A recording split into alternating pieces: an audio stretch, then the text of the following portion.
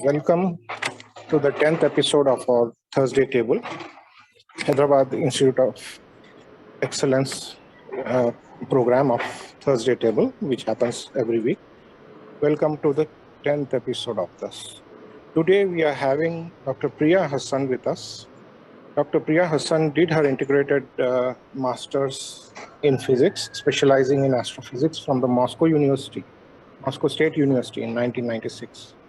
She did her PhD in astronomy at Osmania University, Hyderabad in 2004, and her postdoctoral research was done in France and IUCAA, Pune. She was awarded the Woman Scientist Award by Department of Science and Technology, New Delhi in 2006. The US Consulate, Hyderabad, selected her for the International Visitors Leadership Program in 2011 to visit and deliver lectures at selected universities in the US like MIT, Harvard, and Caltech. She has presented her work in various conferences in India, Europe, and US, and in the United Nations, Vienna, Austria. Her research interests are in observational astronomy, star formation, star clusters, and galaxies. At present, she collaborates with groups in India, Europe, US, and Egypt. We have recently visited the Harvard Smithsonian Center for Astrophysics, Cambridge, USA, on a summer internship program of the International Astronomical Union. She is a member of the international science-driven team of the 30-meter telescope. Dr. Priya is actively involved in Olympiads, public outreach, and science popularization programs for children and adults, and has worked on various projects with the IAU, OAD, and US Consulate Hyderabad, and others also. At present, she is an assistant professor in physics at the Maulana Azad National Urdu University, Hyderabad. She is the co-chair of the Women in Astronomy Working Group of the International Astronomical Union, also the secretary of the Public Outreach and Education Committee, Astronomical Society of India. Dr. Priya Hassan, yes, we are pleased and very happy to have you here in our Thursday table for the students of Hyderabad Institute of Excellence. Welcome. And right now the students are all on mute. They'll be listening to you. Once the talk is towards the end, then they will be having questions, and I'm sure is on such a fascinating subject, they will definitely have a few questions. We will be enabling them to speak to you and interact with you at the end of the session. So over to Dr. Priya Hassan. So thank you very much. Thank you, sir. Thank you, ma'am, for giving me this opportunity to talk to your students. Thank you very much. Share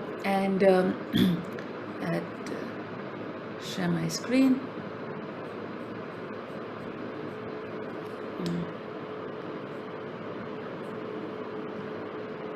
I hope you all can see my screen well. Is it fine? Can you see the screen? It's quite visible, ma'am. Okay. Yeah, it's quite visible. Yeah, thank you. So I can start now. So I have titled this talk, Finding Our Place in the Universe, because probably to quite an extent, that's what the study of astronomy is all about. You know, we all want to find our place in this universe. We want to know where we actually belong, right? This idea of belonging, right? It depends upon how you actually define where you belong. And what I'm going to try to show you in the course of this talk is that this question of belonging, where do we actually belong?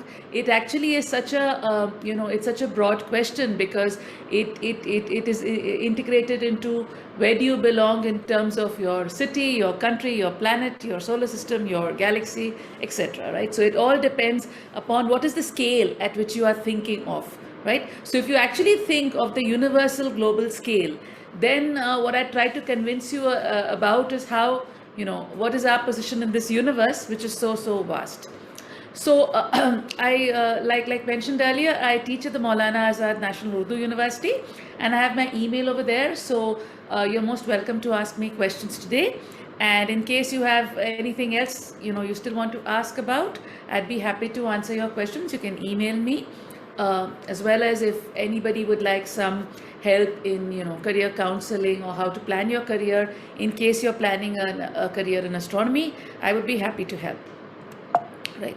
So let's just start off with, like I said, the basic question, which is an existential question, is that where am I, right? Where do I belong? Where am I? We actually don't know the answer to the question.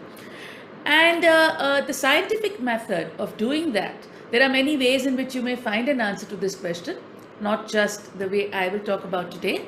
But essentially, we are going to today talk about the scientific method of actually looking for that. Now, how do we actually do it scientifically? What we actually do is we observe, look at the world around us, and look for patterns, right? Now, what kind of patterns am I talking about? So what I've showed you are patterns. These are designs, right? These are patterns in space, right? You have some kind of a pattern which is getting repeated in space. A pattern could be also something that gets repeated in time, right? And then when we look at these patterns, we try to understand these patterns, and I will show you how, using the scientific method of understanding patterns, of observing the universe, how do we actually come to some kind of an answer to the question which I've asked in the very beginning about our very existence. So the simplest thing which we all observe every day is the pattern of day and night, right? That's the simplest, the most easiest pattern for you to observe. And you see that the sun rises in some particular direction, which has been called the east. It could have been called anything. It is just called the east. It sets in another direction, which we call the west. And we said that this approximate separation is about 12 hours between a day and night. So this is the first observation we have. And to explain this, it was obviously, the idea was, we obviously thought as the earth to be a still body. And we thought that it is the sun which rises in its chariot, right? So the sun rises in its chariot, goes up the sky, and then goes down, and does this diurnal motion every day, right? That was, so this is a periodic pattern which is periodic in time, which we use, right? Now, obviously, this thing could be more deeply studied in many, many ways. Like, for example, over here, what you see is, this is a very simple experiment which you can even do in your school. You have a stick over here, and what you can see very clearly is that this stick, if you actually, you can try it out tomorrow itself. If you put a stick on the ground and you see the shadow cast by the stick, supposing this one is the east, right, and the sun has risen over here, you'll see that the shadow is cast in the opposite direction, which is the west. And as the sun rises, the shadow shortens, and then the shadow goes off to the opposite direction, right? Now, a simple example of how this could be used is you're using a clock, right? So for example, you can actually plot it off. Look at, say, if the sunrise happens at some time, say at 6 o'clock in the morning, you see where is the shadow in the opposite direction. And you can actually make markings, equally spaced markings. We already spoke about it, that it's a 12-hour difference. If you assume it's 12 hours, you say, okay, the sun is overhead for 12 hours. You can make equal spacings looking at the shadow. And using this, you can actually make a watch, a clock.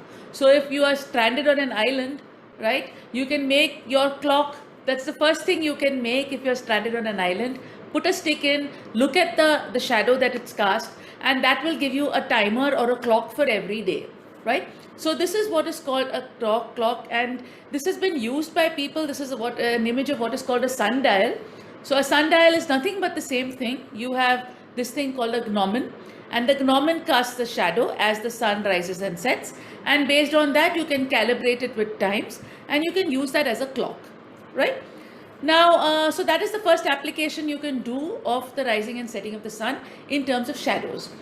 Now, I'm making a few jumps today, but we know that today we already know that this is actually, the earth is what is rotating around its axis, and what happens is, as it rotates around this axis, it faces the sun. Different places face the sun at different points of time, and that's how you have, see, this is the day-night, line which you can see over here. And as this thing turns over here, you'll have the day starting. The day has started over here, and as the earth rotates, the day will continue into all these places, and that's how you will have the day-night pattern, right? So we already know that our axis is slightly tilted. I'll come to that in a minute. And you have this, and that is the explanation we give for the day-night pattern. Not the sun going around us, but the picture that the earth itself is rotating, and as it rotates, different parts of the earth face the sun, and that's why you have a change in this, right? This can again be attached to what is called time zones, which you'll have probably studied in geography, as to why exactly do you have time zones on the earth, and how does it actually happen, how is it related to the rotation of the earth. Now the next pattern which you can actually see in time is the pattern of the seasons, right? So people realized that there was a clear pattern of seasons. There was something called summer, there was spring when suddenly the flowers came out, then there was summer when it gets hotter, then you have autumn or fall, and then you have winter.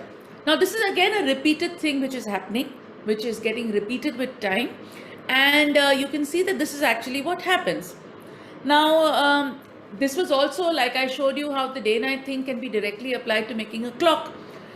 The seasons was directly applied to man's understanding of agriculture, right? So agriculture, which is the basic process of producing food, right, which is a very important thing for our existence. We need to produce food, and agriculture is related to seasons, and hence obviously one needed to observe seasons very well, so that you will know exactly when to sow which crop, what fruits are going to come in what season, and when should you do what, right? And that was related to the basic process of producing food, right?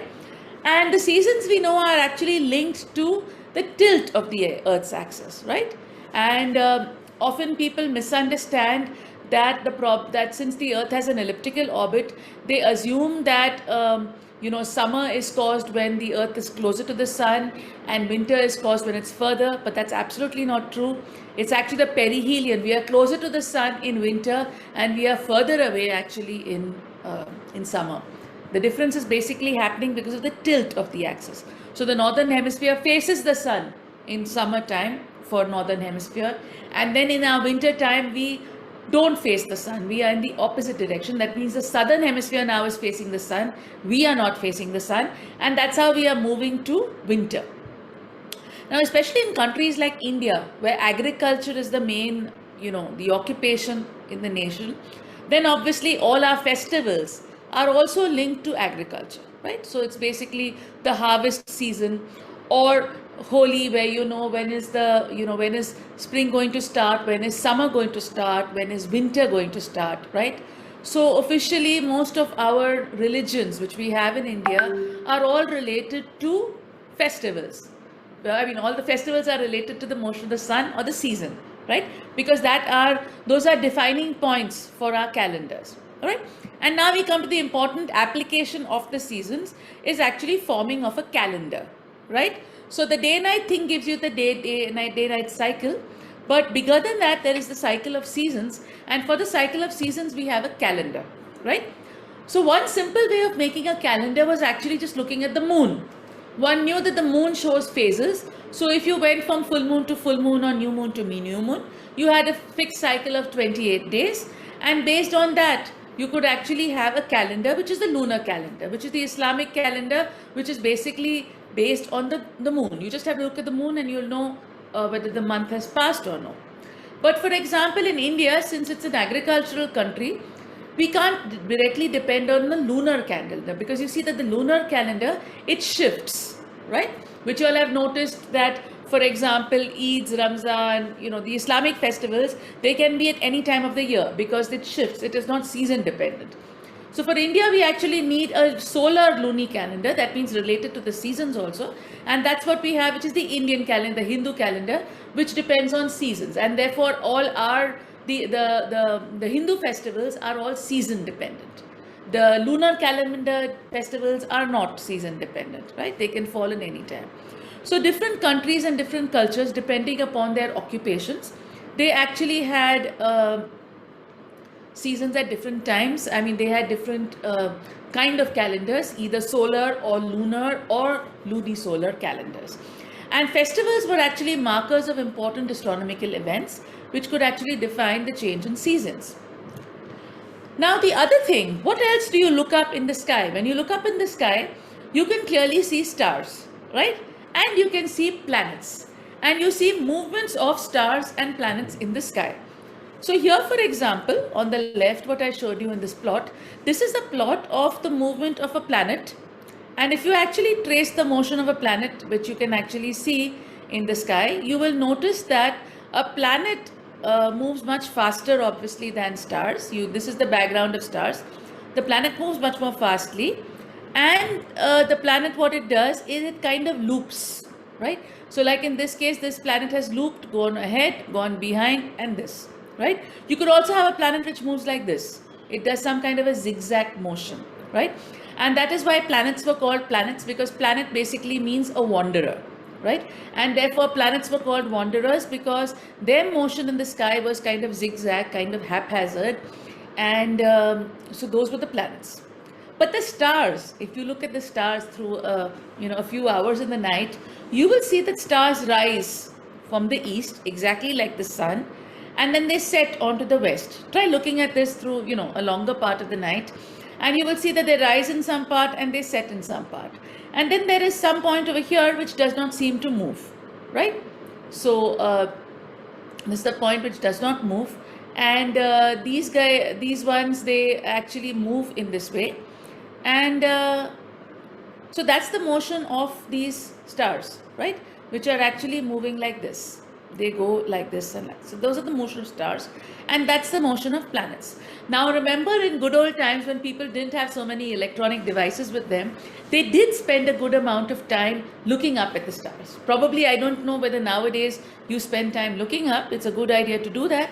But people very well, they documented and observed the motions of planets as well as stars, right? This was done in people were quite, intrigued by it. So based on this, like I said, the earlier idea also was that the Earth is the center, which is called the geocentric model, where we say geo or the Earth is the center, and the whole universe goes around it. So the geocentric theory, which was the main theory which supported the earliest theory, it is a kind of an obvious theory, because you would say that from any place you would obviously think that the Earth is stationary, the sun is going around us, and the sun obviously the Earth seems to be unmoving, and it feels solid and stable. So you think that these other things going around us. And so the geocentric model actually assumed that you had the Earth over here, and you had the stars which went around us, the sun went around us, and planets seem to have a strange zigzag kind of a motion. Okay, so there was what is called these were pericycles, epicycles, various kind of strange motion which was there, which was used to explain the motion of planets, right? And then came the geocentric theory. You can look it over here. You had the Earth, you had the sun going around the Earth, and the planets went around in very strange kind of orbits, where they looped ahead, looped behind, in a strange kind of a way. And that's when, here you have a picture of Galileo. So Galileo, this is about 400 years back, when he was the first one to use a telescope to actually look at celestial objects. And the first thing, one of the things that Galileo observed is he saw that Venus, you can actually see this with not a very big telescope also, Venus actually shows phases, okay? So exactly like the moon, if you see Venus through a telescope, you will see that Venus shows phases. So you'll have a full Venus, half Venus, crescent Venus. There's a difference, right, in Venus. And then he also observed that Jupiter has its moons. That means you had a system called Jupiter which had its own satellites, which was not going around the Earth. And that's why what is applied is what is called the Occam's razor. Occam's razor is a very simple principle followed in science, that if you have two opposing explanations, right, how do you explain the phases of Venus, for example? Or how do you explain these planetary orbits which are strangely looping around, right? So to explain those things, Copernicus came up with a very unique theory which was called the heliocentric theory. Helios means the sun. And what Copernicus realized, that instead of having the Earth as the center, if we made sun as the center of the universe, what you'll actually have is you can have the Earth going around it, and you will have other planets also going around. So for example, if the blue one is obviously the Earth, you have another planet over here. So depending upon the position of the Earth, this planet will, to this observer, this planet at some point will move like this, then it will move in the opposite direction, it will loop around depending upon where is the planet located. And similarly, if you have an inner planet, a planet which has an orbit inside the Earth's orbit, like Venus for example, then depending upon the position of the Earth and Venus, Venus will show phases. So what Copernicus did is that he said that with the heliocentric theory, he could explain why Venus has phases, he could explain why planets have these kind of strange motions, right? And so this was very well explained using what was called the heliocentric theory. So he said, let's not assume that the Earth is the center, let's assume that the Sun is the center. And if we shift the Sun as the center of the, of the solar system, then in that case, this can explain our observations even better. So now our perspective from thinking of the Earth being the center, the perspective shifted to the Sun being the center, right? We are not the center, definitely. So that's the Copernicus thing, which is a major revolution in our understanding of the universe. So by now, our understanding of the universe is that you have the Sun in the center, you have planets going around it, you have Mercury, Venus, and the third planet is Earth, and then you have the other planets, and we are all going around the Sun, right? And so let's see now, what about the stars, right? Let us talk about the stars. Now about the stars, so that became our perspective about the solar system. The next thing is that if you actually look up at the stars, some of you all may be able to identify some constellations. So there's a very well-known constellation called the Saptarishi or the Big Dipper. And if you identify the Big Dipper constellation, you can see that if you take these two stars and move it about 5 times down here, you will reach a star which is called the North Star. And if you remember when I showed you those, I showed you the motion of stars, I showed you that there is this point over here which does not seem to move. And this is the position of what we call the North Pole, or the position of Polaris. And that Polaris star can be easily found in the sky by actually taking the Big Dipper, these two stars, extending it, and you find the Big Dipper, you find Polaris. You can also find Polaris by using another constellation. This is a constellation called Cassiopeia, which looks like a big W. And if you take the bigger V and bisect the angle, you will reach Polaris, right? Now we don't have time today, but even the pyramids are aligned with the stars with certain positions. What was realized is if you take that position, this position, you will actually reach what is called the North Pole, right? So that direction, which was the direction in which you had Polaris, is what you called the position of what is called the north direction. Once you define the north direction, the opposite direction becomes the south, right? Which is on the other side. So if this is my north, south is behind, right? And then this will be my west and this will be my east, right? So you all are probably seeing the mirror image, but in short, if I face the north from the front, my left is just by identifying the pole star. So if you know where the pole star is, you can find the latitude of your place. The other important thing was then to find out the longitude, right? I hope you all know what is latitudes and longitudes, probably done it in school. So when you have a spherical object, if you have the equator, the angle above and below the equator will give you the latitude, and longitude will be the vertical distance, right?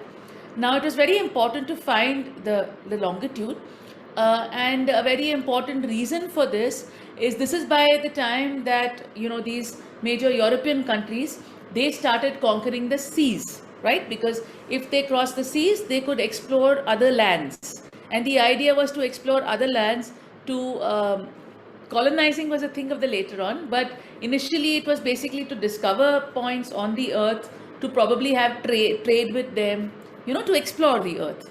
And therefore here you have two unique examples.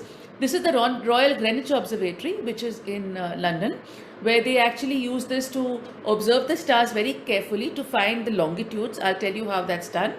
And they set up a line which is called the prime meridian. So this line is called the prime meridian, which was defined as the line which has 0 longitude, right? And this is an observatory which is the Paris Observatory, which is in Paris. And this was also a very important observatory in finding out, studying the stars. Because people realized that with the stars you can find out latitude as well as longitude. So here I have an example of how using latitudes and longitudes, people could actually venture out in the sea, right? The idea was to get onto the sea, because these were countries which were islands, right? Even India also, we went out in the sea, and the only way you could navigate in the sea is through the stars, right? And therefore, in most countries, there was a very, all, developing countries or study countries which were interested, they all actually started very serious observations of the stars, because that could help them in navigating in the sea, right? And with that, they could explore the earth, right? See, these are people who are limited to certain locations, and then they wanted to explore the earth, go out in the sea, see other regions, and to have your coordinates firm, you obviously needed to identify things in the sky. So I won't go into these details, but there were various methods which were done, which were obviously dependent on observations of the sky. And then obviously came astrology, right? When people came up with this assumption that, oh, then the stars are obviously related to our lives, and things that happen in our lives is, it is because of something happening up in the stars, right?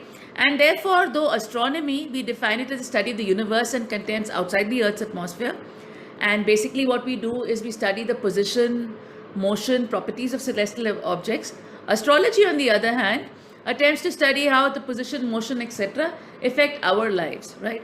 Now, I will not go into details about this, but I'll just stick with this, that the difference in between astrology and astronomy is basically, it's about the question of, logical. It's obviously, there is no logic in astrological statements, right? Because the very premise on which it's dependent is not this thing. But one important thing is that because of the growth of astrology, again, astronomy was given a lot of importance, because people always wanted to know which are the planets which are, which are up just now, which is the planet that's going to be rising, which one would be observable, because it would be, affect the life of the ruler or the people around, and therefore it became very important again to observe the stars. So that was one advantageous thing of astrology, that people had to observe and check.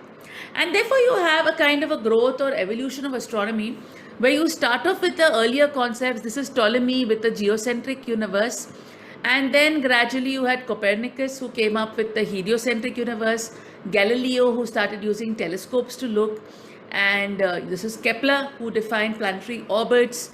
This is Tycho Brahe, and here you have Newton studying light. And therefore these were very important things that actually encouraged the growth of science, right? So by already doing very methodical observations of the skies, people were actually observing heavenly objects and studying the skies, right, to really good detail. And that's how astronomy grew, right? So like I told you, so as the first idea is the idea of the solar system. So what I'm going to show you is, for example, the solar system. It's very important to realize that, okay, I think this is a short video which I wanted to see, and let's hope it runs. It doesn't seem to want to run. Okay, so like I told you, we already had our image of the solar system, which we came up with the heliocentric model. So by now you already have the idea. You have the sun, you have the planets around it, the earth is the third planet around it, and along with this you have comets, you have various other objects which also make up our solar system. So now our place in the universe increased to this idea of the solar system, right? Now, like I said, let's go back to stars. So now what happened? What are the properties of stars that you notice? The first thing is that you see there's a difference in brightness, and you see that there's a difference in color, right, in stars. And therefore, if you can see that brightness obviously depends upon distance. So it was obviously understood that the difference in brightness of stars could be either because of difference in their intrinsic brightness, or it could be because of the difference in distance, right? And therefore distance is an important factor in actually measuring the brightness of stars. So if you actually look at a star over here, and you look at the star as it increases its distance, you actually see that the brightness falls as what is called the inverse square law, right? Because you have an area, the area depends upon the square, right, of the radius or the diameter, whatever. And so you see the square over here. So here it is 1, this is 4, this is 8, sorry, 9. So what you see is as your distance increases, the brightness falls as a square of the distance. And therefore what you see is that if you double the distance, you are actually going to become 1/4 as bright. If the distance becomes 3 factors more, the brightness will fall by a factor of 9. And that's how this inverse square law was, understood as to how does the brightness decrease because of distance. And therefore it became important to try to understand how do you measure distances to stars, right? Now, how do you measure distances to stars? So this is something which I can show you, which many of you all would have seen. This is called parallax. So now what happens is, if I look at the same object with my left eye or with my right eye, you will see that there's a shift in the position, right? So look at the same object with your left eye, you'll see it at a certain angle. Then see it with the other eye, you'll see it at a certain other angle, right? And the angle which it subtends, right? That angle is what is called the parallax angle. So here you have these two people looking at these mountains. This guy looks over here, this fellow looks over here, and they notice a certain angle, right? And therefore, if you see it at that, if you use some simple trigonometry, which you may have done in school, you can actually measure the distances. If you can measure this angle precisely. And what was realized is that since we already know that the earth is going around the sun, so for example, if I measure the position of a star today, and then I measure it after 6 months, so I did do it, say, the difference in January and July, right, 6 months, then what you see is that there's going to be an angle, which is this is going to subtend. Half the angle is what is called the parallax. This base is the distance between the earth and the sun, which is called 1 astronomical unit. This is 150 million kilometers. So if you measure this angle precisely, you can actually get the distance to the star, right? So here's the same thing again. This is the earth at January. I look at a star, I see it over here in this background of stars. When I look at it from here, I see it at another background of stars. I use that to measure my angle. And once I know the angle, I know this distance, the distance to the earth and sun. This is double the distance, and then I can use that to actually get this distance, right? And therefore, using this, people started measuring distances to stars, parallax. That was one method. Other than that, there were other methods also. In astronomy, we also use another method which is called the standard candle approach. That means, for example, if you have an object for which through other reasons you know what is the approximate brightness of that object, right? Let's say you have some method through which you know what is the approximate brightness to that object, and the approximate brightness of that object, it is what is called a standard candle. So it's, for example, if I have a 100-watt candle, a 100-watt bulb, and I know the brightness, and therefore if I change the distance and I measure the brightness, I know how did I change the distance, so that there is a proportionate fall in brightness. And that's exactly what was done. So you use a standard candle, and you can use standard candles also to measure distances, right? And in that way, there were various methods employed in astronomy. We don't have the time to talk about it today, but there are different methods which are used in astronomy, not just parallax or standard candles. There are even more methods which are used to measure distances in astronomy, right? This is very important because with this, now you will get a precise distance to various stars which you can see in the sky, right? So now say you know your position in the solar system, but when you look at the stars also, you know which stars are far and which stars are close to you, right? You're getting a three-dimensional idea. And using that, people could actually measure distances, right? And so, for example, you can see that, so with using parallax, we could actually measure distances up to, in astronomy, we have a unique unit for distance, which is called a light year. Okay, a light year is the amount of distance traveled by light in a year. Okay, now light has a speed of 3 into 10 power 8 meters per second, and a year has 3 into 10 power 7 seconds. So a light year is 9 into 10 power 15, okay, meters. That is a light year. Okay, and now there's another unit which is called a parsec or PC. A parsec is the distance of a star for which you have a parallax angle of 1 arc second. Okay, so using parallax, we could measure distances up to about 100 parsecs.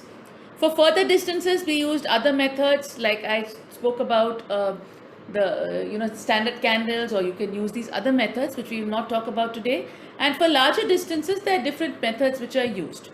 But the important thing for you to remember in this is that this already gives us a scale to the universe, right? So like I told you, a light year is 9 into 10 power 15 meters, right? Which is 9 into 10 power 12 kilometers.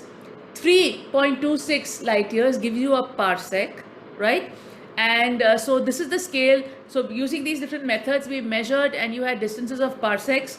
Then you had various other galaxies as well as other things which were at distances of 1,000,000 parsecs, that is 10 power 6 parsecs, or a gigaparsec, which is 10 power 9 parsecs, right? So you have objects at these various distances, which gives you an idea of the scale of the universe, right? So the other important thing which I spoke about was the color of stars. We know that stars have colors. And the important thing, which also you probably know, is color is related to temperature, right? So for example, if you look at a flame, look at any flame, and you typically know that the bluer part of the flame is hotter than the redder part, right? So basically, if you see the color of a star, if it's a red star, you know it's a colder star. If it's a blue star, it's a hotter star. And basically what was used is we used something called Planck's law, and we basically use that to look at the brightness of an object in different wavelengths or different colors. And wherever you have the peak, that means supposing this object is reddish, this object has a temperature which is much colder. For example, if you have an object which is very hot, it's going to be more bluer. If it's very cold, it's going to be much more redder, right? So we won't go to details, but we can reasonably well precisely measure the temperature of stars using the color of the light which comes from them. Okay. And therefore, what you can see over here is that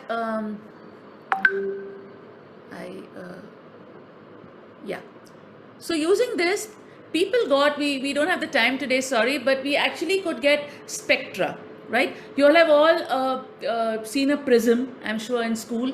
And from the prism, you know, the prism splits white light into its constituent colors, right? And this is exactly what we do with the light from stars.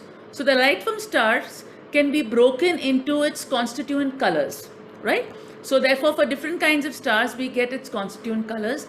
And within that, you can get certain black lines or white lines, which are called emission lines or absorption lines, which are very important because they actually tell us the chemistry of stars. So when we actually see the spectrum of stars, right, there are methods to do them, like a prism, which you all have already seen or heard of in physics classes. You can actually look at the spectral lines which you're getting, through which you can actually get the chemical composition of stars. You can get to know what are the chemical elements which make up stars, right? And therefore, we actually have an idea of the chemical elements in stars, right? Now, so that's good. So now we know that we have a whole bunch of stars in the sky, and we can measure the distances to those skies. Now, in today's times, we are not lucky enough to have dark skies. But if you go to a place outside, you know, the big cities, or with very nice dark skies, you will be able to see such a patch in the sky. I hope some of you all have seen such a patch. And with this patch, you can actually see light up there. And this is a real picture, okay? This is a real photograph, and taken by stacking images. So you take a lot of images and then you stack them up together, right?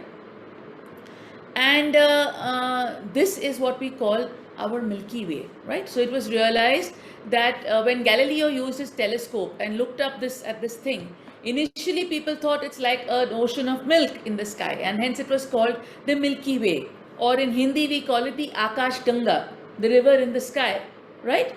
But when Galileo resolved it, he actually realized that these were individual stars which actually make up this.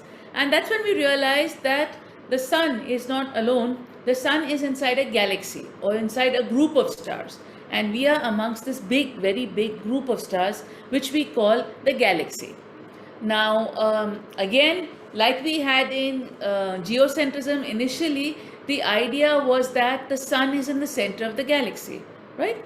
And Herschel, this is William Herschel, an astronomer who actually tried to get the shape of the galaxy. Now, getting the shape of the galaxy is a very difficult job because it's, for example, you are sitting in a building just now and I ask you, what does this building look like? But I do not let you come out of the building and look at the building from outside. You cannot do that. You have to stay inside the building and tell me the shape of the building, right? Or your house, wherever you're located. So that's a very difficult job to do, which Herschel set up to do. So what Herschel basically did is he basically did what is called star gagging. That is, he started looking at stars in the sky at different points of the sky. He assumed that all stars have the same brightness. So if the star is fainter, that means it's further away. If it is brighter, it's closer to me. And he counted the number of stars in different directions, right? And based on that, he got this kind of a model of the galaxy, right? Which that he said it's a shape something like this. And obviously this is a wrong, I'll tell you what were the wrong assumptions that Herschel made, but this is the size he got for the galaxy. Now in this picture you can see over here, this is Caroline Herschel, who's his sister, and his sister was also very interested in astronomy. While the brother was, he was basically doing it, but Caroline also helped him a lot in his observations. And actually she discovered a whole bunch of comets, and she did lots of methodical observations of the skies. So much so that she was the first woman to be given a gold medal of the Royal Astronomical Society, which at that time was a very big honor, because at that time women were not considered the kind who could be awarded as scientists, etc. And she was she's amongst the early women astronomers to have established herself by actually doing a lot of good work in astronomy. So I thought I should mention that. Now, one of the mistakes that Herschel did is he did not consider what is called extinction. So in our universe, we have a lot of gas and dust, okay? And the gas and dust, what does it do? Is it basically absorbs a lot of light. And therefore, when Herschel was actually looking at stars and assuming that if a star is dim, the star is dim because it is far away from us, that could often be wrong, because if you just have dust between you and the star, you don't see the star. And therefore, the extinction could be could be the cause you're miscalculating distances. And obviously his other assumption that all stars have the same brightness is also wrong, right? Because stars vary in their brightness, right? So we know that there's so much of dust in our galaxy that it actually causes a lot of extinction, right? That means it absorbs a lot of gas and light.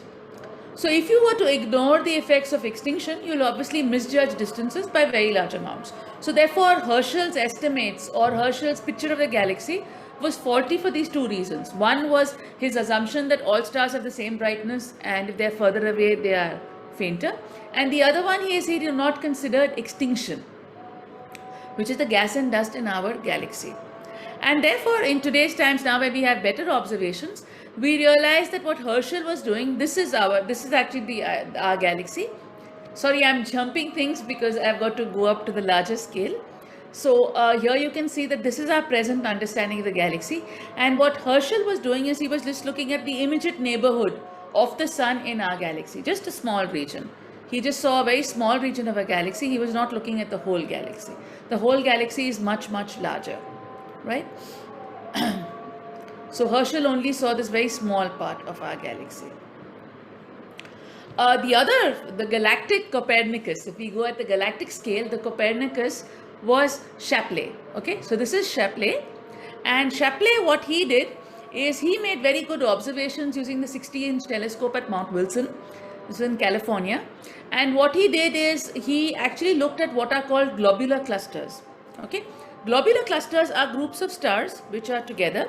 And the good thing about globular clusters is that it is easy to find the distance to globular clusters. So what he did is he observed a very, very large amount of globular clusters, and he found out their distances, right? And using that, he actually mapped it to actually see what is the distance of globular clusters on us. And he said that if the globular clusters are symmetrically located in the galaxy, then the center of the galaxy is somewhere here, and the sun is very far away from the center. So the sun is about 2/3 away from the center of the galaxy, which got defined by the distribution of the globular clusters. So he said, okay, the globular clusters are there. Let's assume that the center of the globular cluster distribution is the center of the galaxy. then he found out that the sun is not sitting at the center. So now we earlier had the idea of geocentric, heliocentric, and the idea of even galactocentric, right? In the galaxy also, Herschel's idea of us being in the center of the galaxy was proved wrong by Shapley, who defined that we were actually quite far from this. And this was based on the observation of about 100 globular clusters. So he had a good amount of data to back up his result. And therefore, with Chaplay's work, now we have a better understanding of our galaxy. So our galaxy is what is called a spiral galaxy, right? So we have what are called spiral arms. And the sun is on the cusp of one of these spiral arms, somewhere on the edge over here. Our galaxy has a bar. There's a center bar and a bulge. And if you see it from the top, it would look like this, right? That is, you have spiral arms. There are different spiral arms. It has a size of about 30 kiloparsecs. If you were to see it from edge on, from the side, it's like a dosa.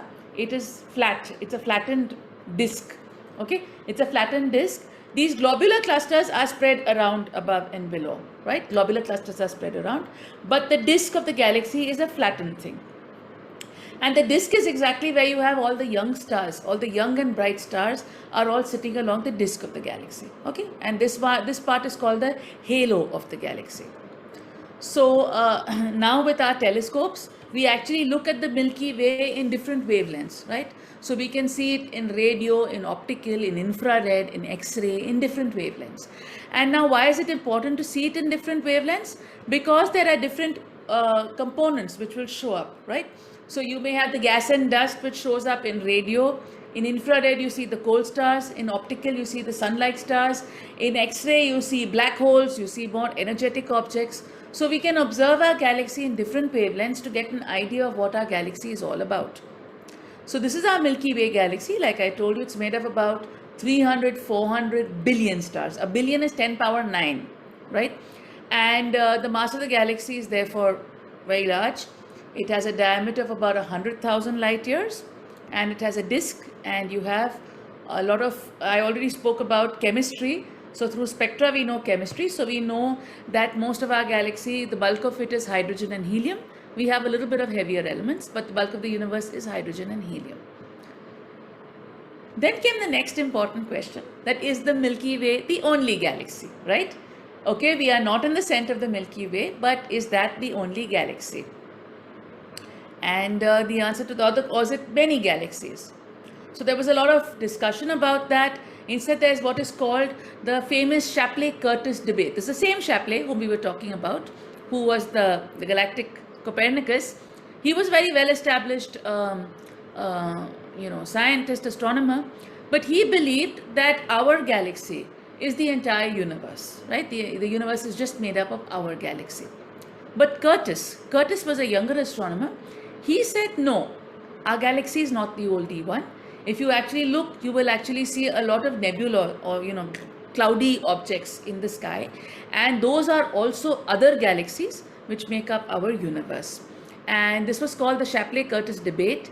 And the interesting thing was this was actually kept as a debate in the Smithsonian Museum, which is in Washington, D.C. And they actually had, so last year was 100 years from the Shapley-Curtis debate. And where they actually had a debate about, what do you think is the universe? But, and by then, now we know that there are a whole bunch. We know that Curtis was right, that Milky Way is not the only galaxy. There are many galaxies in the universe. And here you can see pictures of all of them. And you can see some of them. You can see that there's a big variety in the kind of universes, right? In the kind of galaxies. So like, for example, this galaxy is called the Sombrero galaxy, which looks like a Japanese hat. You could have a galaxy which is flat like this, a disky thing. You can see this galaxy with spiral arms. You can see galaxies which are quite circular, round like this. You can see galaxies which are flattened. You can see galaxies which are irregular, which don't have clear shapes. And there's a whole variety of the kind of galaxies which you can see in the universe.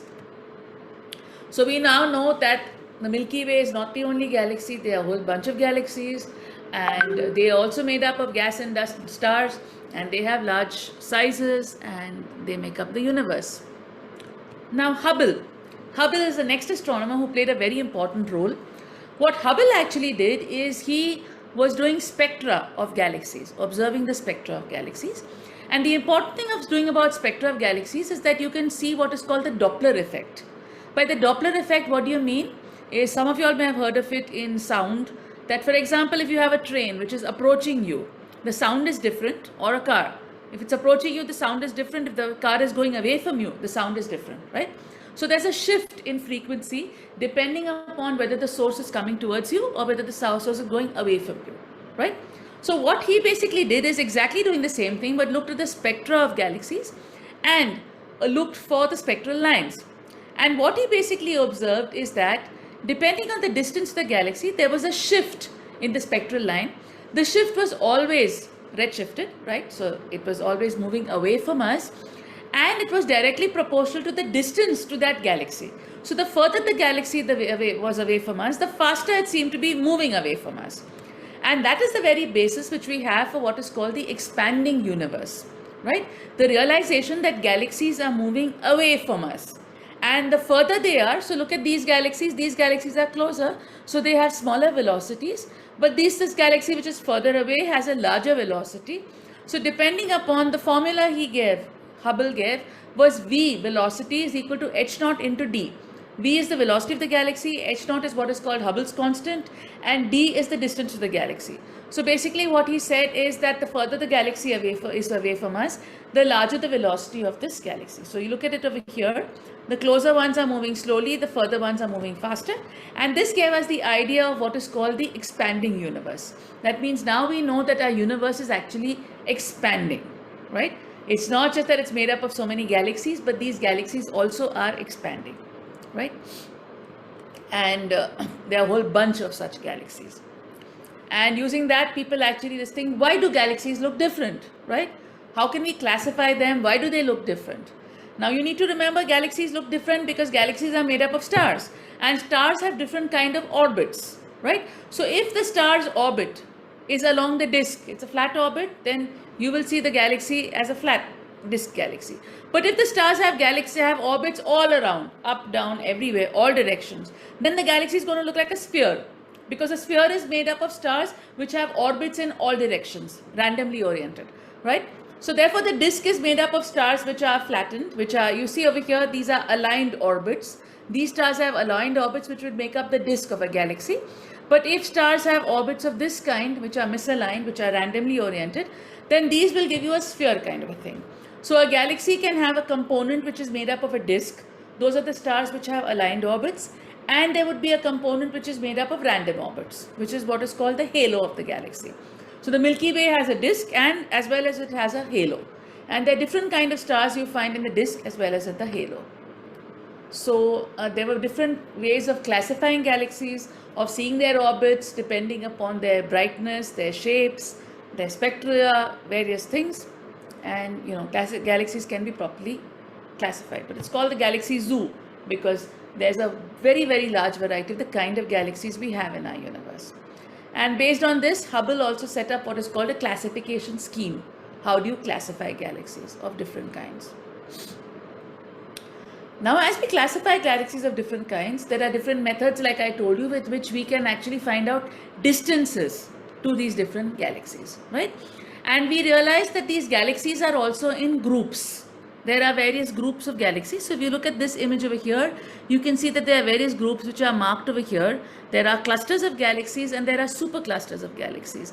And our galaxy is made up of part of a supercluster which is called the Linacia, which has a size which is made up of about 100,000 galaxies stretch over in 160 megaparsecs. So you actually have, this is the huge cluster which we are part of, and you have all the galaxies we know which are part of this cluster.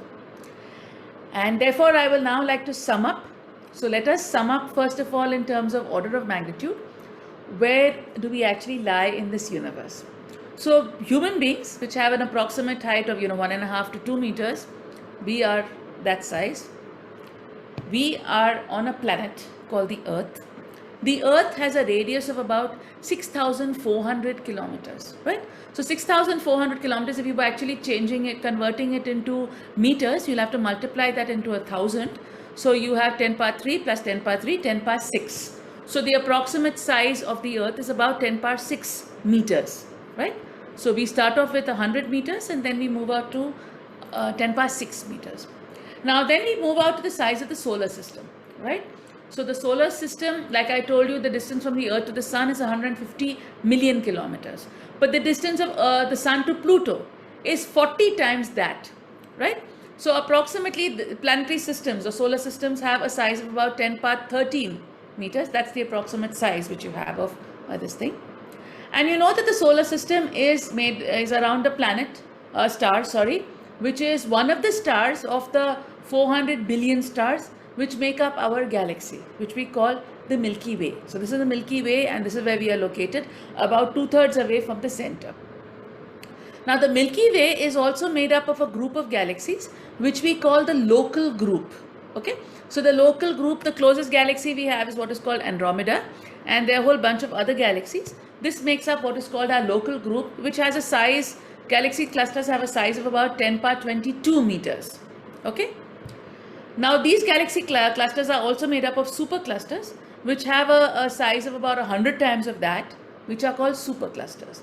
And therefore we actually plot our visible universe. How much do we actually see? It's actually about the scale of about 10 power 26 meters. That's about the scale we observe. I would like to wind up with this video. So you see, it's like, these are Russian dolls, where you have one doll sitting into the other, where you have a whole nested thing. So I'd like to show you all this nested structure which we have. This video is not running like this, and therefore what I'm going to do is I am going to show you this video in a slightly different way. Okay, I will show you this video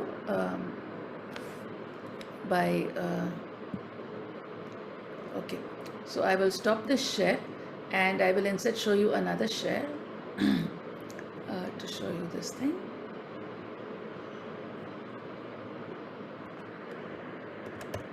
I wanted to see you all to see this video because this is a good video to actually show you our location in the universe. It's a nice video which you all can see. And so what you see over here is an ad, so we'll stop the ad.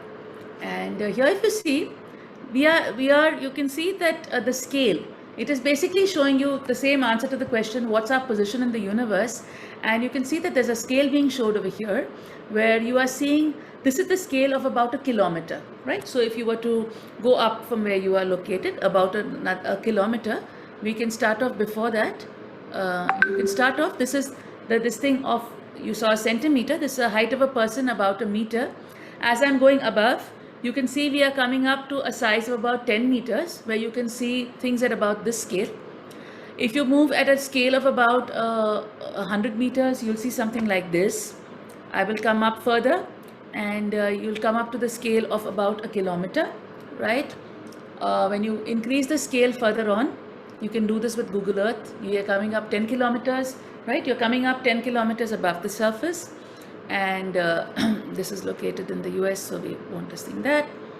And now we are coming up and we are rising up to see our planet, right? So that's the first answer to our question. You belong to a city, which is in a country, which is in a continent, which is located on a planet, right? Which is called the Earth. And that's our home planet called the Earth. So we know that the radius of the planet is about 6,400 kilometers, and this we've come up to a distance of about 10,000 kilometers. So now we are looking at the Earth, and as we come out from the Earth, you see that the Earth has a little neighbor, which is called the Moon, and the Moon goes around the Earth, right? We didn't talk about the Moon much today, but we know that that's the Earth-Moon system, right? And if you come above it, you will actually see is that you'll see that there's some amount of asteroids, etc. And you can actually come up to the solar system. So you know that the Earth is the third planet from the center of the solar system. You have Mercury, Venus, Earth, Mars, and we are now rising above outside the solar system, right? I hope you all are aware, this is the belt of asteroids, which is between Mars and Jupiter, the orbits of Mars and Jupiter, and we are rising above. And here you can see this is the orbit of Neptune, and you can see this orbit is the orbit of Pluto, which is inclined to the orbit of Neptune. It's not along the plane of the solar system.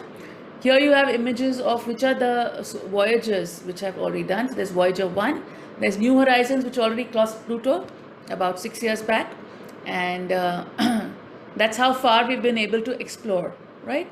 This is Sedna, which is outside the orbit of Pluto. And so this kind of makes up the solar system. And you can come out from that. As you come out further away from that, you are actually coming outside this thing. And you can now see the sun with the neighborhood of stars. So you know that the closest star to the sun is called Alpha Centauri, right? Which is at about distance about 4.3 light years. So that's Alpha Centauri. These are all the stars in the neighborhood of the sun. If you come out of the neighborhood of the sun, you are further going to see, this is Pleiades, a star cluster. And you can come out, we are coming out, and you can see that the sun is therefore part of a spiral arm, right? That is the edge of the spiral arm. And this is the Milky Way, right? If we were to zoom out. So you have the sun somewhere over here, and you have this all, you come out of this thing, right? So this is our galaxy. Like I told you, the galaxy, I didn't tell you, sorry, the galaxy has two satellites called the Magellanic Clouds. There's the large Magellanic Cloud and the small Magellanic Cloud. These things are observable from the southern hemisphere. So that's why from India, we don't see the Magellanic Clouds. You need to be from the southern hemisphere to see it. So that's this thing. Now, the Milky Way has a whole bunch of satellite galaxies. And like I told you, it has what is called the local group. This is the local group, which is made up of Andromeda, Ursa Major group, etc., which are actually part of the thing. And all of these, this is what is called the cosmic web. You have a whole bunch of galaxies which like group together and form, each of these points is a galaxy, okay? And therefore they form further super clusters and super clusters, and that actually gives you the extent of the visible universe, right? So now we'll zoom back inside and I'll wind up with that. So we are zooming out, we have clusters of galaxies, we have the Milky Way, we are going into the spiral arms, and we are edge of the spiral arms, that's the sun, and now from the sun we see the solar system, and we zoom in, and we finally zoom onto our planet, the Earth, and with that we zoom onto the place where we are located in, right? So that kind of answers our question which we were talking about, is where are we actually located in this universe, right? So you can see that the answer to this question is actually a long answer. It is not a very simple answer as to where we are actually located. And so I'll wind up finally with this quote, which actually says that astronomy is useful because it raises us above ourselves. It is useful because it's grand. It shows us how small is man's body, how great is his mind. Since his intelligence can embrace the whole of this dazzling immensity, where his body is only an obscure point, and enjoy its silent harmony. Right? So this is words of Poincare, where you can actually say that we are not even a speck of dust in this grand universe. And so I'd like to wind up with that, and hope to answer your question as to our position in the universe. So I'll stop with this, and I'd be happy to take questions. Thank you so much, Priya. That was a fantastic of the whole subject. We'll mail the questions. Yes, okay. And you can reply to it once we get that questions with us. Thank you so much, Dr. Priya. Welcome.